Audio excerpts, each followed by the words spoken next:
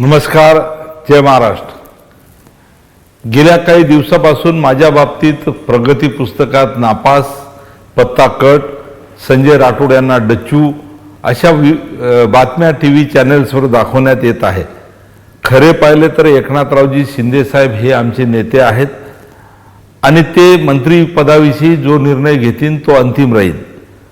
पण तरीही मीडियामधील बातम्या, त्यातील भाषा बघून मनाला वेदना होतात। मी 1993 पासून शिवसेनेत काम करतो आहे। कोणत्याही राजकीय पार्श्वभूमी नसताना एक सामान्य शेतकरी कुटुंबात मी आलो असताना वंदनीय बाळासाहेब ठाकरे यांच्या विचारांनी प्रेरित होऊन मी शिवसेना शाखा प्रमुख पासून माझी राजकीय वाटचालीला सुरुवात केली। त्यानंतर उपतालुका प्रमुख, तालुका प्रमुख, उपजिल्हा प्रमुख अशी वाटचाल करीत असताना तब्बल 18 वर्ष मी शिवसेना जिल्हा प्रमुख पदावर कार्य केलेले आहे। त्यानंतर 2004 साली तत्कालीन काँग्रेसच्या मंत्र्यांना हरवून मी पहिल्यांदा आमदार झालो आणि त्यानंतर 2009 असेल, 2014 असेल, 2019 असेल व आता 2024 म्हणजे लागोपाठ 5व्यांदा मी आमदार झालो आहे।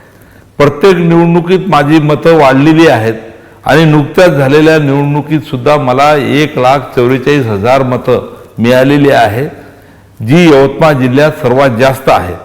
2014 साली मला महसूल राज्यमंत्री, 2019ला वनमंत्री, 2022ला अन्न औषध प्रशासन मंत्री व 2023ला मृद व जलसंधारण मंत्री म्हणून मी काम केलेलं आहे। मतदारसंघात व जिल्ह्यात शेकडो कोटीचे विकासात्मक प्रकल्पासाठी मी निधी खेचून आणलेला आहे। मी ज्या बंजारा समाजाचा आहे त्या समाजाचे श्रद्धास्थान पोहरादेवी येथे जवळपास 720 कोटी रुपयाची कामे सुरू आहेत। त्यात बंजारा विरासत हे वास्तू संग्रहालय हे भारतातील सर्वात चांगले वस्तू संग्रहालयापैकी एक आहे। आमचे दैवत सेवालाल महाराज मंदिर हे भव्य स्वरूपात साकार होत आहे। त्याचबरोबर सामकी माता मंदिर, जेतालाल महाराज मंदिर, रामराव बापू समाधी मंदिर, पर्यटनासाठी बॉटनिकल गार्डन व अंतर्गत रस्ते, भक्त निवास ही सर्व कामे वेगाने सुरू आहेत। यासाठी मला तत्कालीन मुख्यमंत्री माननीय एकनाथरावजी शिंदे साहेब, तत्कालीन उपमुख्यमंत्री देवेंद्रजी फडणवीस साहेब आणि उपमुख्यमंत्री अजितदादा पवार साहेब यांनी मोलाचे सहकार्य केले। महसूल राज्यमंत्री म्हणून मी काम करत असताना अतिशय महत्त्वाचे निर्णय या ठिकाणी घेण्याचा प्रयत्न मी केला। वनमंत्री म्हणून महत्त्वाचे निर्णय घेतले, नवीन निर्णयाच्या माध्यमातून या ठिकाणी चांगलं काम केलं। अन्न औषध प्रशासन मंत्री म्हणून सुद्धा महत्त्वाचे निर्णय मी घेतले। तसेच मृद व जलसंधारण विभागात सुद्धा चांगलं काम करण्याचा मी प्रयत्न केला। मी माझ्या कार्यकाळात हे सर्व काम केलेलं आहे। यवतमाळ, वाशिम जिल्ह्यात सुद्धा मी चांगले काम केलेले आहेत। पक्ष संघटनेसाठी मी मंत्री पदावर असताना विदर्भ, यवतमाळ हे एकमेव खऱ्या अर्थानं त्या भागामध्ये काम करत असताना जिल्हा परिषद निवडणूक आम्ही जिंकली। जिल्हा परिषदेचा अध्यक्ष शिवसेनेचा झाला। जिल्ह्यातील 16 पैकी 6 पंचायत समिती शिवसेनेकडे सभापती म्हणून होत्या।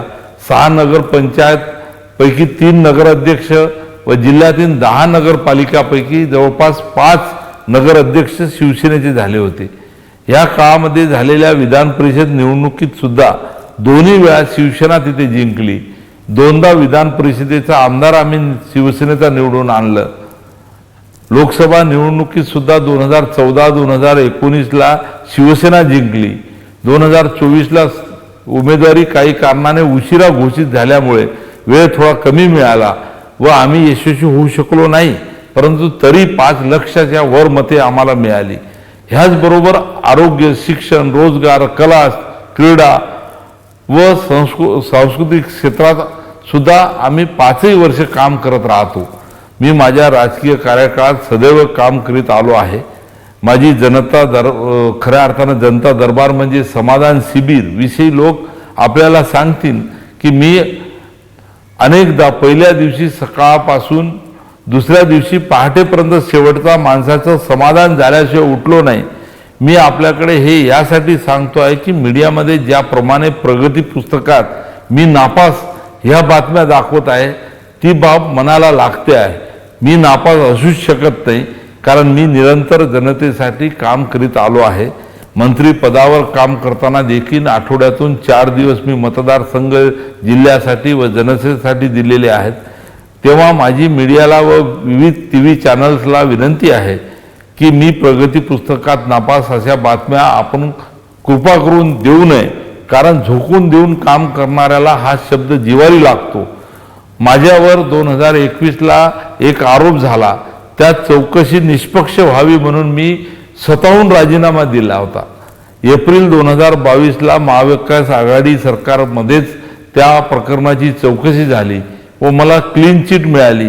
त्यानंतर माझ्यावर कोणतीही चौकशी सुरू नसल्याचे व कोणताही पोलीस FIR नसल्याने मला माननीय एकनाथराव शिंदे साहेब यांनी पुन्हा मंत्री केले.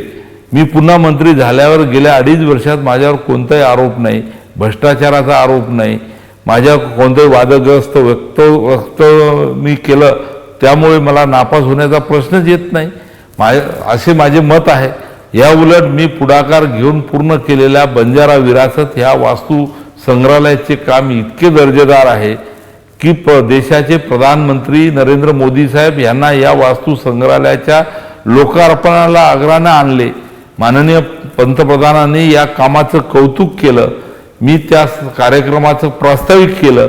गेल्या 2.5 वर्षात मुख्यमंत्री व दोन्ही उपमुख्यमंत्री माझे काम पालकमंत्री असलेल्या जिल्ह्यात 5 वेळा आले.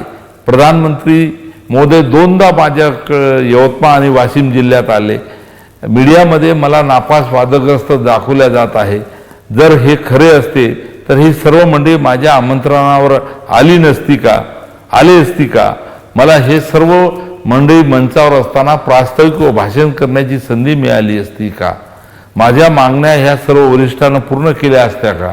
बंजारा समाजाच्या प्रमुख 21 मागण्यापैकी जवळपास 14 मागण्या मी मंजूर करून घेऊ शकलो असतो का? हजारो कोटीचे कामे मी महाराष्ट्र जिल्ह्यात मतदारसंघात पूर्ण करू शकलो असतो का? मी आयोजित केलेल्या कार्यक्रमाला लाखोची गर्दी जमा झाली असती का? ह्याचा विचार मीडिया बांधवांनी व माझ्या विरोधात बातम्या पेरणाऱ्यांनी विरोधकांनी सुद्धा करावा. मी पुन्हा सांगतोय की मी माझ्या राजकीय कारकिर्दीत माझे नेते एकनाथरावजी शिंदे साहेब यांना सोपवली आहे आणि ते माझे मंत्रिपदाबाबत जो काही निर्णय घ्यायचा आहे तो घेतील. पण एक प्रामाणिकपणे झोकून देऊन काम करणाऱ्या माझ्यासारख्या कार्यकर्त्याच्या बाबतीत मीडिया प्रतिनिधी बांधवांनी नापास हा शब्द वापरू नये ही माझी त्यांना विनंती आहे. धन्यवाद. जय हिंद, जय महाराष्ट्र. देश विदेशातील प्रत्येक घडामोडींचे लाईव्ह अपडेट मिळवण्यासाठी आता साम टीव्हीच्या सर्व सोशल मीडिया प्लॅटफॉर्मला लाईक, फॉलो आणि सबस्क्राईब करा. तसंच सर्व नोटिफिकेशनसाठी बेल आयकॉन प्रेस करायला विसरू नका.